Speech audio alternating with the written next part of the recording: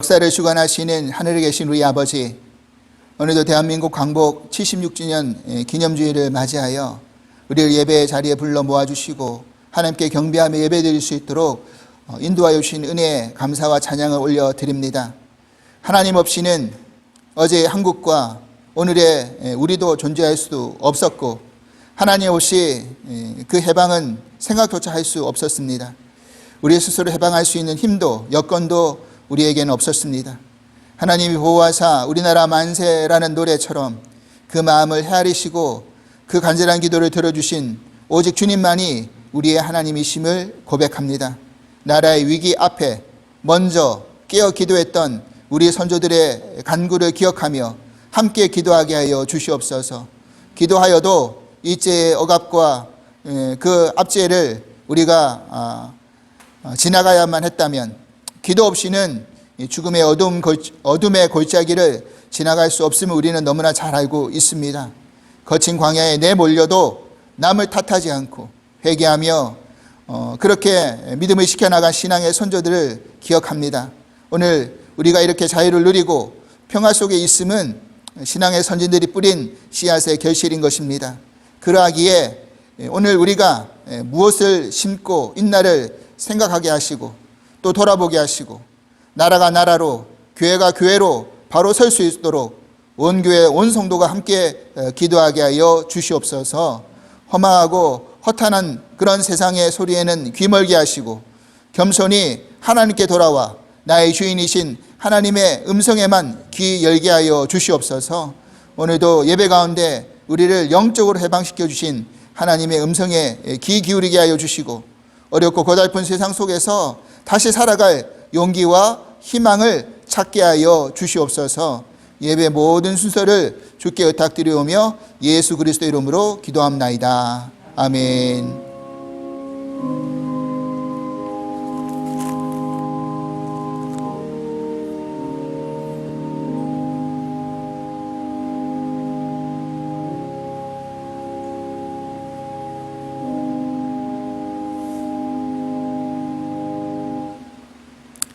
네, 오늘 우리에게 주신 하나님 말씀은 마태복음 6장 9절로 13절 말씀입니다. 마태복음 6장 9절로 13절 말씀, 우리 같이 한 목소리로 함께 봉독해 보도록 하겠습니다. 마태복음 6장 9절로 13절 말씀 같이 봉독하겠습니다. 그러므로 너희는 이렇게 기도하라. 하늘에 계신 우리 아버지여, 이름이 거룩히 여김을 받으시오며 나라가 임하시오며 뜻이 하늘에서 이루어진 것 같이 땅에서도 이루어지이다. 오늘 우리에게 일용할 양식을 주시옵고 우리가 우리에게 죄 지은 자를 사하여 준 것 같이 우리 죄를 사하여 주시옵고 우리를 시험에 들게 하지 마시옵고 다만 악에서 구하시옵소서. 나라와 권세와 영광이 아버지께 영원히 있사옵나이다. 아멘. 샬롬. 오늘은 이렇게 기도하게 하소서 28번째 시간으로서 주님의 기도는 4번째 시간이죠. 그래서 뜻이 땅에서도 이루어지이다라는 말씀의 제목으로 함께 은혜를 나누고 싶습니다. 우리는 지난 시간 주님의 기도 가운데 첫 번째, 두 번째 간구를 통해서 하나님의 그런 거룩과 또 하나님의 나라에 대해서 생각해 보았습니다. 오늘은 세 번째 간구이죠. 뜻이 하늘에서 이루어진 것 같이 땅에서도 이루어지이다라는 그 부분에 대해서 생각을 해보려고 합니다. 이 세 번째 간구의 부분에서는 뜻이라는 것이 등장을 하는데, 여기서 말하는 뜻은 당연히 우리의 뜻이 아니라 하나님의 뜻을 말하는 것이겠죠.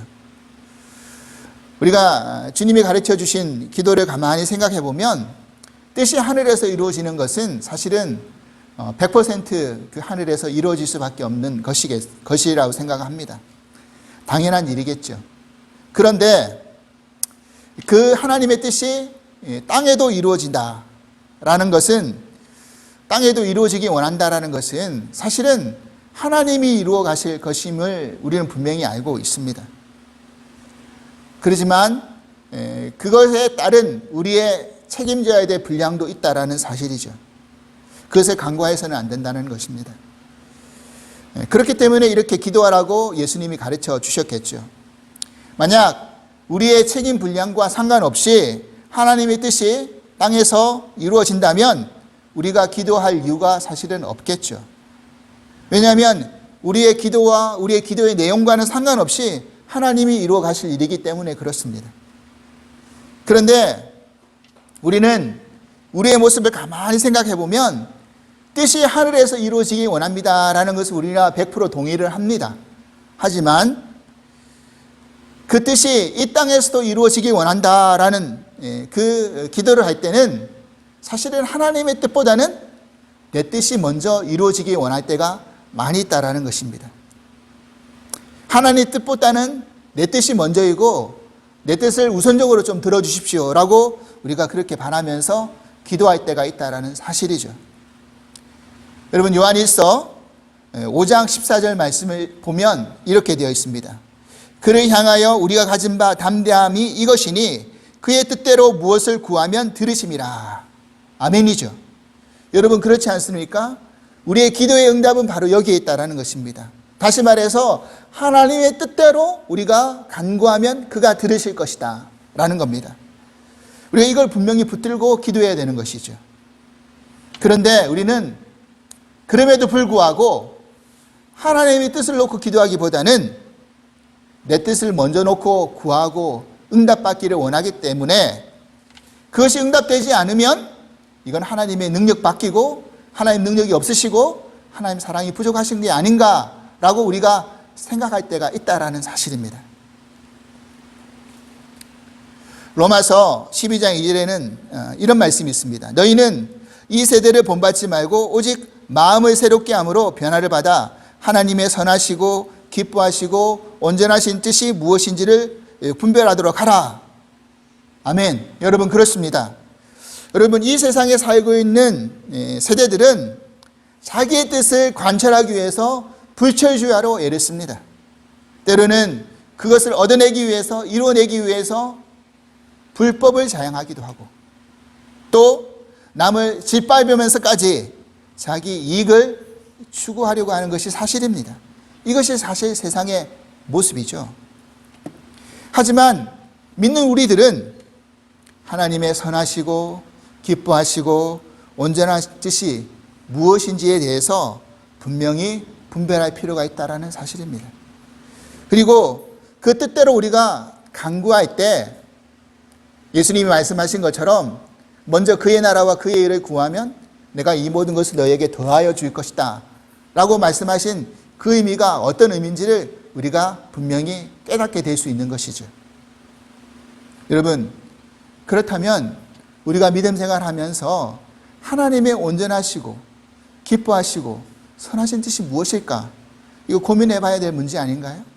그리고 그것을 찾기 위해서 우리가 노력하고 깨닫기 위해서 애써야 되지 않을까요?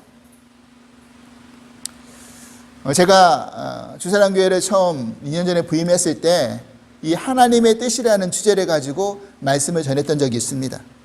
아마 들으신 분들도 계시겠지만 못 들으신 분들, 들으셨다 할지라도 2년이라는 시간이 지나갔기 때문에 기억이 좀 가물가물하신 분들이 아마 많으시리라고 생각이 듭니다. 제가 잠깐 그 부분을 요약해 드리면 그렇죠. 우리가 성경을 읽다 보면 하나님의 뜻에 대해서 두 가지를 분류합니다. 첫 번째는 하나님의 뜻 가운데 뷸레라고 하는 것이 있는데 이것은 하나님의 절대적인 뜻, 주권적인 뜻을 말할 때 뷸레라고 이야기합니다. 다시 말해서 인간으로서 그것에 대해서 거부할 수 없는 것이죠. 저항이 불가능하다는 것입니다. 왜냐하면 그 뜻은 하나님이 정하시고 이루어 가실 뜻이기 때문에 그렇습니다. 예를 들어서 이런 말씀이 있습니다. 사도행전 2장 23절 말씀을 보면 그가 하나님의 정하신 뜻과 미리 아신 대로 내어 준 바 되었거늘 너희가 법 없는 자들의 손을 빌어 못 박아 죽였으나.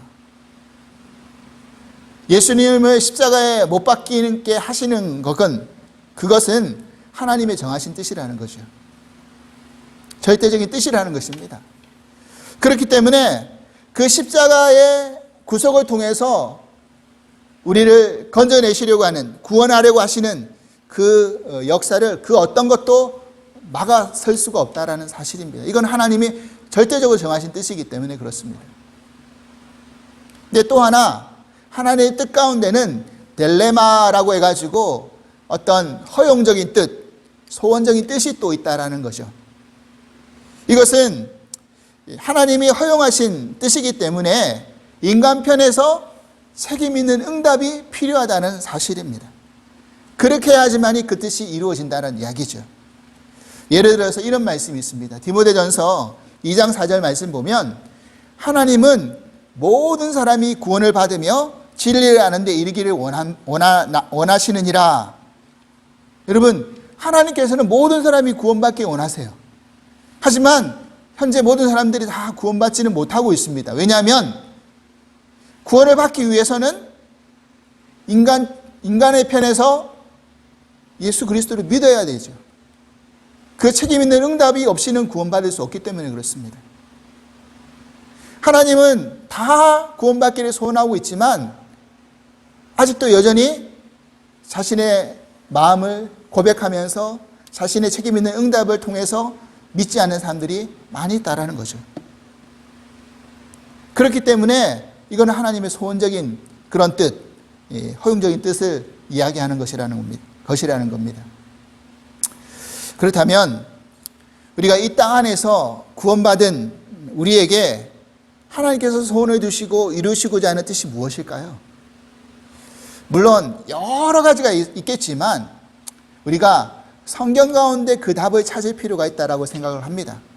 그래서 성경 구절 몇 구절을 다시 한번 떠올려가면서 한번 생각해 보려고 합니다. 먼저 첫 번째로 요한복음 6장 38절에서 40절 말씀입니다. 이 구절을 우리가 같이 한번 읽어보도록 하겠습니다. 38절입니다. 내가 하늘에서 내려온 것은 내 뜻을 행하려 함이 아니요 나를 보내신 이의 뜻을 행하려 함이니라. 나를 보내신 이의 뜻은 내게 주신 자 중에 내가 하나도 잃어버리지 아니하고 마지막 날에 다시 살리는 이것이니라. 내 아버지의 뜻은 아들을 보고 믿는 자마다 영생을 얻는 이것이니 마지막 날에 내가 이를 다시 살리리라 하시니라. 아멘. 여러분, 여기서 분명히 이야기하고 있죠. 성경에서 아버지의 뜻이 뭐다? 아버지의 뜻은 아들을 보고 믿는 자마다 영생을 얻는 것이다 라고 말하고 있습니다. 여기서 39절에도 이야기하고 있죠. 나를 보내신 이의 뜻은 내게 주신 자 중에 하나도 잃어버리지 않게 하는 것이다. 마지막 날에 다시 살리는 것이다 말씀하고 계십니다. 그래서 이 분명한 아버지의 뜻, 영생을 얻는다라는 것은 구원을 얻는다는 것과 같은 개념입니다. 요한복음은 구원의 다른 의미로 영생이라는 표현을 많이 썼습니다. 그래서 이 부분에서 우리가 책임 있는 응답을 어떻게 해야 될까요? 하나님의 뜻, 절대적인 하나님의 그런 우리를 두고 소원하신 뜻은 아들의 이름을 믿고 구원을 얻는 것인데, 영생을 얻는 것인데, 그러려면 우리가 바로 구원을 전하는 전도자가 되어야 된다는 사실입니다. 하나님의 아들을 믿는 자는 영생을, 구원을 받는데 예수님을 저절로 믿을 수는 없기 때문에 그렇습니다. 우리가 복음을 전하는 책임 있는 삶을 이 땅 안에서 살아내지 못하면 이 복음도 사실은 제대로 빛을 발할 수가 없다라는 것입니다. 그렇기 때문에 때를 얻든지 못 얻든지 복음을 전하는 사명을 우리는 놓쳐서는 안 된다는 말씀인 거죠. 두 번째로 성경에는 하나님 뜻을 이렇게 이야기하는 구절이 있습니다. 데살로니가 전서 5장 3절 말씀입니다. 같이 한번 읽어보겠습니다. 하나님의 뜻은 이것이니 너희의 거룩함이라 곧 음란을 버리고. 여러분, 사실 하나님의 뜻은 구원받은 우리가 거룩하게 살기를 원하시는 것입니다. 여러분, 그런데 이 세대를 본받기 시작하면 우리가 거룩해질 수 없죠. 이 부분은 사실 주기도문의 두 번째 강구 안에서 하나님의 이름이 거룩히 여김을 받으시오며 라는 부분에서 제가 좀 더 설명을 드렸죠. 여기는 반복해서 언급을 하지 않겠습니다. 하지만 우리가 반드시 기억해야 될 것은 무엇이냐면 우리 스스로는 거룩하게 할 수 있는 힘이 없다라는 거예요. 자격도 안 된다는 거죠. 그런데 히브리서 10장 10절에는 이렇게 언급하고 있습니다. 이 뜻을 따라 예수 그리스도의 몸을 단번에 들이심으로 말미암아 우리가 거룩함을 얻었노라. 그럼 우리가 어떻게 거룩함을 얻을 수 있다라고 성경에는 이야기하고 있습니까? 바로 예수 그리스도로 말미암아 우리가 거룩함을 얻었다라고 한 겁니다. 거룩함을 얻은 존재가 되었다라고 말씀하고 있는 것이죠. 그러면 우리가 신약 성경에 보면 문둥병자도 등장하고 유출병에 걸린 그 혈류병의 여인도 등장하고 또 나인성 가부 죽은 아들의 어떤 장례의 행렬도 등장을 하죠. 근데 이것을 레위기에서 보면 다 부정한 자들이었어요. 그래서 그런 사람들을 만지기만 해도 그 정한 사람들이 부정하게 된다라고 해가지고 만지지도 말라고 이야기를 했습니다. 근데 이들은 하나같이 다 정한 자, 거룩한 자가 되었어요. 공통점이 이게 어떻게 가능해졌습니까? 어떻게 이것이 가능할 수 있었습니까? 그것은 다 공통적으로 예수님이 만졌든지 아니면 그 사람이 예수님을 만졌든지 둘 중에 하나였던 것입니다. 다시 말해서 예수님이 그들을 터치하심으로 아니면 그들이 예수님을 만짐으로 말미암아 저들의 부정함이 예수님께 전가되고 예수님의 정함이 저들에게 전가가 된 것이죠. 예수님의 거룩함이 그들에게 관계된 것이죠. 이 영적인 트랜스퍼가 이루어진 것입니다. 그렇다면 거룩의 중요한 핵심 키워드가 여기 있다라는 사실입니다. 그것은 바로 우리가 예수 그리스도께 온전히 붙들려 있는 삶을 살아갈 때 거룩해질 수 있다라는 사실이죠. 성경에서는 이것을 또한 이렇게 우리들에게 설명해 주고 있습니다. 디모데전서 4장 5절에 하나님의 말씀과 기도로 거룩하여 짐이라. 아멘. 그렇죠? 우리는 그 하나님의 말씀과 기도를 놓치지 않을 때 예수 그리스도께 온전히 붙들린 삶을 살아갈 수 있으리라고 믿습니다. 이 책임 있는 신앙의 응답을 할 수 있는 저와 여러분이 될 수 있기를 간절히 기도합니다. 세 번째로 성경에는 또 이런 말씀이 있습니다. 에베소서 5장 17절에서 18절 말씀입니다. 같이 읽어보겠습니다. 그러므로 어리선자가 되지 말고 오직 주의 뜻이 무엇인가 이해하라. 술 취하지 말라. 이는 방탕한 것이니 오직 성령으로 충만함을 받으라. 아멘. 여러분, 사실 이 세대를 본받는 삶은 술 취함의 삶입니다. 술의 지배를 받아서 우리의 몸을 못 가누든지 우리의 정신을 제대로 못 가누든지 그렇게 해서 사고를 치거나 고통을 완화하려고 하는 그런 문화 속에서 살라라고 이야기를 하고 있다는 사실입니다. 예수님을 믿는 청년들이 가장 고민하는 문제가 무엇일까요? 바로 이 문제입니다. 세상에서 취업을 하게 되면 피해갈 수 없는 문화가 바로 음주 문화죠. 사실 온 세상에 그것이 대세입니다. 크리스찬이라고 해서 그 대세를 거스르기가 참 쉽지 않습니다. 상사가 또 고참이 선임이 간구하고 또 요구하면 거절하기가 참 쉽지 않다라는 거죠. 사실 믿는 사람들 가운데서도 이 술에 관해서는 좀 관대하신 분들도 계세요. 그래서 제가 섬겼던 교회에서는 속회 끝나고 나서 그냥 친교하는 형식으로 서로 포도주를 기울이는 그런 일도 있었습니다.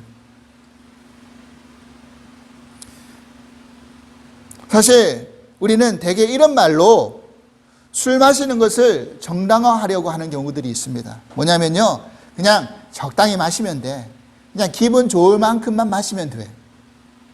근데 여러분, 우리에 대해서 너무 너그럽게 관대하게 평가하지 마시기 바랍니다. 왜냐하면 인간은 절대로 적당히가 안 되는 거예요.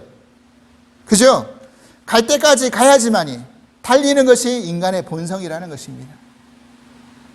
그래서 한 잔이 두 잔이 되고 두 잔이 세 잔이 되고 나발을 불고 그래서 그냥 정신줄을 놓게 되는 것이죠. 그런데 성경은 그것에 반대되는 삶을 무엇이라고 말하고 있습니까? 성령 충만함이라고 이야기하고 있습니다. 왜냐하면 성령 충만함에 받은 모습이 어떤 세상적으로 보면 술 취한 것과 거의 비슷한 모습으로 비교될 수 있기 때문에 그렇다는 것입니다. 성령 충만함 받으면 우리가 뜨거워지고 이전과 다른 삶을 살게 되잖아요. 다른 모습을 보이잖아요. 변화가 일어나잖아요. 술 취해서 우리가 술에 지배되면 우리 몸이 망가지고 육신이 변질되는 것처럼 말이죠. 그래서 우리가 속된 말로 죄송합니다만 술 마셔가지고 뭐 동물 된다 이런 표현 쓰잖아요. 하지만 우리가 성령의 충만함을 받으면 동물이 되는 게 아니라 참된 인간이 되는 것이죠. 선한 양심의 크리스찬이 될 수 있다는 사실입니다. 그렇기 때문에 우리는 술에 지배되는 인생이 아니라 성령에 지배되는 인생이 되어야 될 줄 믿습니다. 근데 이 역시 말씀과 기도를 배제하고서 이렇게 해서 될 수가 없는 것이죠. 여러분, 우리 마음의 빈 공간에 무엇을 채우느냐에 따라서 어떤 것에 지배되느냐가 좌우되어 있다는 사실입니다. 우리의 믿음 생활 가운데 정말 무엇을 채울 것인가에 대한 이 싸움을 변함없이 승리해 나갈 수 있기를 간절히 기도합니다. 네 번째로 성경에는 또 이런 말씀이 있습니다. 데살로니가 전서 5장 16절에서 18절 말씀입니다. 항상 기뻐하라, 쉬지 말고 기도하라, 범사에 감사하라. 이것이 그리스도 예수 안에서 너에게 향하신 하나님의 뜻이니라. 하나님 뜻이 뭐라고 말씀하고 계시죠? 항상 기뻐하고 쉬지 말고 기도하고 범사에 감사하라. 근데 사실 이 부분은 성령 충만함과 같이 연결되어 있습니다. 여러분, 우리는 상황과 형편에 따라서 기쁨과 기도와 감사의 내용이 달라질 때가 많이 있습니다. 여러분, 우리가 고난받고 어려울 때, 힘들 때, 시험 들 때, 사업이 망해가는데, 자녀는 제대로 일이 잘 풀리지 않는데, 나는 건강을 잃어버리고 있는데 어떻게 기뻐하고 어떻게 기도하고 어떻게 감사할 수 있겠습니까?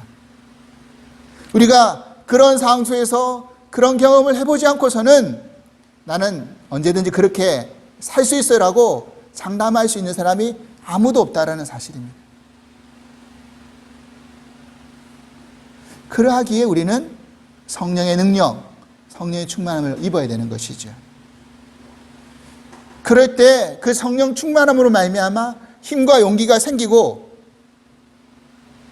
극복할 수 있는 능력이 우리들에게 온다는 것입니다. 그런데 성령이 떠나가면 은혜는 메마르고 그렇게 살아낼 수 있는 아무런 힘이 날 수가 없는 것이죠.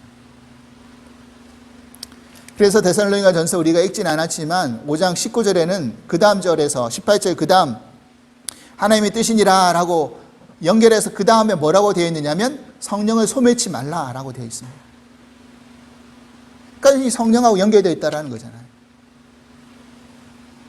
그리고 마지막 바울은 이 말씀에 마무리 지으면서 28절에 예수 그리스도의 은혜가 너에게 있을지어다 라고 그렇게 간구하고 있습니다. 여러분, 제가 이 부분을 말씀을 전할 때 한번 이렇게 바꿔서 한번 생각해 보자라고 말씀을 드린 적이 있습니다. 어떤 상황과 형편 속에서도 예수가 우리 가운데 계시다라는 것을 기억하고 성령의 능력을 힘입어서 예수 그리스도의 은혜로 항상 기뻐하고 쉬지 말고 기도하고 범사에 감사하자라고 말씀드렸습니다. 내 힘으로, 내 능력으로, 내 의지로 이렇게 될 수가 없죠. 이것이 우리를 향한 하나님의 뜻인 줄 믿습니다. 마지막으로 성경에는 또 이런 구절이 한 구절이 있습니다. 베드로전서 4장 19절 말씀입니다. 같이 한번 읽어보겠습니다. 그러므로 하나님의 뜻대로 고난을 받는 자들은 또한 선을 행하는 자 가운데 그 영혼을 미쁘신 창조주께 의탁하였지어다. 아멘. 여러분, 이 말씀을 가만히 살펴보십시오. 이 말씀 가운데 하나님의 뜻대로 고난을 받은 대표적인 분이 누구십니까? 예수 그리스도이시잖아요. 여러분, 예수님이 겟세마네에서 마지막 기도하셨던 부분이 무엇이었습니까? 나의 원대로 마옵시고 아버지의 원대로 하옵소서. 하나님의 뜻 앞에 예수님은 절대적으로 순종하셨습니다. 근데 여러분, 우리가 여기서 한 가지 생각해 볼 것은 뭐냐면, 우리가 선을 행하는 가운데 고난이 찾아오면 그 고난받는 문제에 대해서 우리는 어떻게 반응해야 할까요? 찬송가 549장, 옛날 찬송가는 431장인데요. 내 주여 뜻대로 행하시옵소서라는 우리 찬송가, 여러분 너무 잘 아시는 찬송가 있으실 겁니다. 이것을 작사하신 분이 벤자민 슈몰크라는 독일의 루터교 목사님이셨어요. 근데 이분이 1684년 가톨릭과 체결한 베스트팔렌 조약 때문에 많은 제약을 받으면서 목회를 하고 있었답니다. 그러던 중에 어느 날 전도를 마치고 집에 돌아갔는데 집에 그만 화재가 일어난 거죠. 근데 그 화재로 인하여서 그만 집안에 있던 두 아들이 불에 다 죽게 된 것입니다. 대한성서공의 찬송가의 그런 그 배경을 설명하는 부분에서 이 내용이 나옵니다. 근데 그렇게 해서 정신이 잃었던 이 슈몰크 목사님이 예수님 말씀이 떠올랐던 것이죠. 바로 겟세마네 기도에 이 말씀이 떠올랐던 겁니다. 주여, 내 원대로 마시옵고 아버지의 원대로 하옵소서. 그 예수님의 기도를 생각하면서 이 찬송가를 작사하신 거였습니다. 이 찬송가 내용이 뭡니까? 내 주여 뜻대로 행하시옵소서. 온몸과 영혼을 다 주께 드리니 이 세상 고락간 주인도 하시고 나의 주관하셔서 뜻대로 하소서. 내 주여 뜻대로 행하시옵소서. 큰 근심 중에도 낙심케 마소서. 주님도 때로는 울기도 하셨네. 나의 주관하셔서 뜻대로 하소서. 내 주여 뜻대로 행하시옵소서.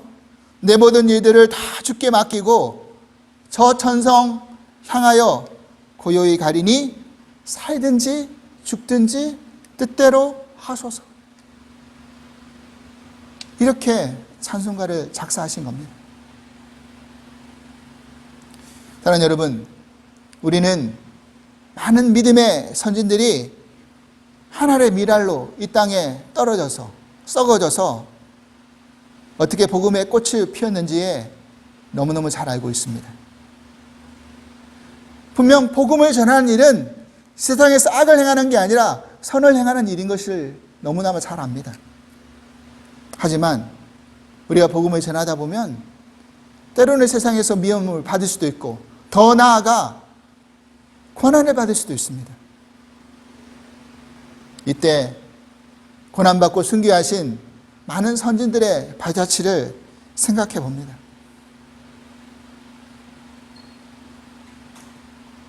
우리나라의 광복을 이루기 위해서 얼마나 많은 믿는 크리스찬들이 그렇게 죽음을 당했습니까? 독립을 위해서 투쟁하시다가.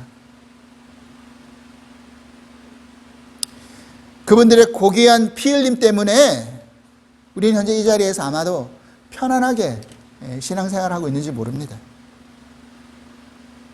사랑하는 여러분, 아마도 이것은 우리가 넘어야 될 마지막 관문이지 않을까요?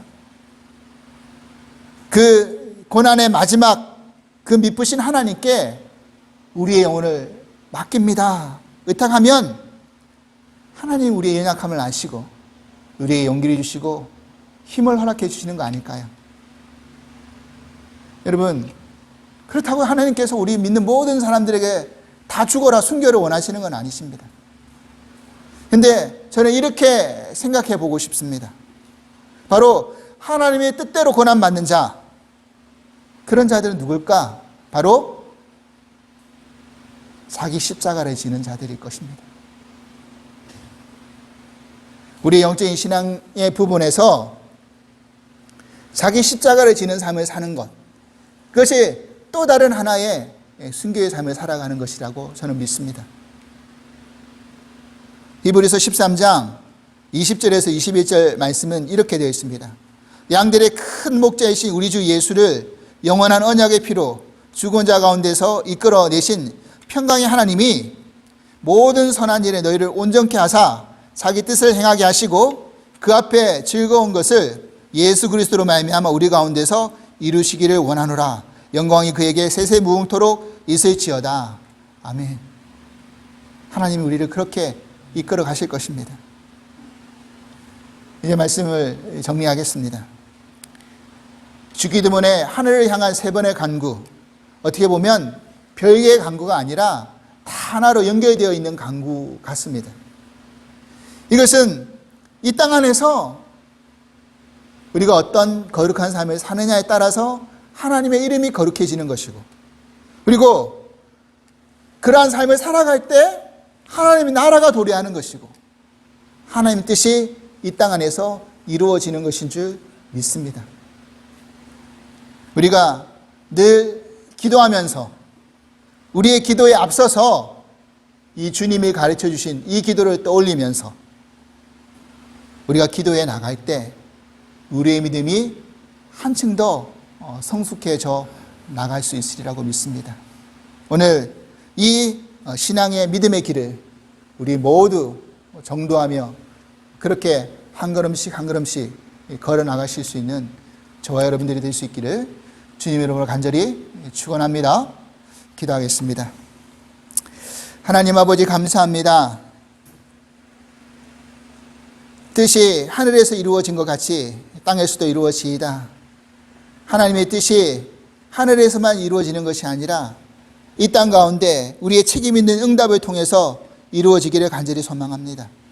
하나님, 그러하오니 그 여러 가지 성경에 나오시는 하나님의 뜻을 다시 한번 묵상하면서 우리 가운데 영생을 주신 것을 전하는 자로서 또 항상 기뻐하고 또 기도하고 감사하는 삶을 살아가는, 그리고 때로는 하나님의 복음을 전하다가 고난받는 일이 있다 할지라도 우리가 낙심하거나 실망하지 않게 해주시고 늘 성령 충만함 받으며 거룩한 삶을 살아갈 수 있는 그런 믿음의 삶을 살아갈 수 있는 저희들 될 수 있도록 축복하시고 인도하여 주시옵소서.